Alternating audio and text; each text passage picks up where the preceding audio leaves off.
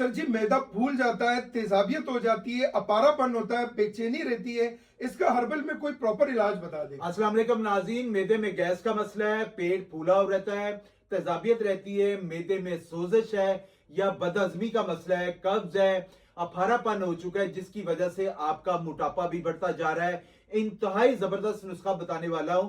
इसके इस्तेमाल से आपके पेट के हवाले से जितने भी मसले मसाइल है वो अल्लाह पाक के फजलो करम से खत्म हो जाएगी। यहां तक कि आपको गैसेस का सामना नहीं करना पड़ेगा। आप किसी महफिल में भी नहीं बैठ सकते हैं और उसको रोकने की बजाय बल्कि हार्ट के प्रॉब्लम आ जाते हैं और मैदे में अफारापन ज्यादा बढ़ जाता है। बड़ा जबरदस्त नुस्खा लेना है कि आप लोगों ने खुश्क धनिया ले लेना है 100 ग्राम, सौंफ 100 ग्राम, बड़ी इलायची 100 ग्राम, अजवाइन 100 ग्राम, मिश्री 200 ग्राम। अगर आप शुगर के पेशेंट नहीं है तो मिश्री का इस्तेमाल लाजमी करें। इनका बारीक पाउडर बना लेना आप लोगों ने और इसको आधी चम्मच सुबह नाश्ते के बाद और आधी चम्मच रात को खाने के बाद इस्तेमाल करें। इंशाअल्लाह ताला मैं कहता हूं मैदा, तजाबियत, एसिडिटी, अफारापन, राइजिक या रोलिंग खाने की बजाय पूरी जिंदगी खाते हैं लोग और उसमें फिर भी बेहतरी नहीं आती। आप इसको इस्तेमाल करें, 2 से 4 हफ्ते के अंदर आपकी गैसेस, तजाबियत के हवाले से जितने भी प्रॉब्लम है वो अल्लाह पाक के फजलो करम से खत्म हो जाएगी। यहां तक कि आपका तोन निकल गई है, पेट बढ़ गया है, मोटापा बढ़ गया है, वो भी अल्लाह पाक के फजलो करम से नॉर्मल हो जाएगा और इसका किसी किस्म का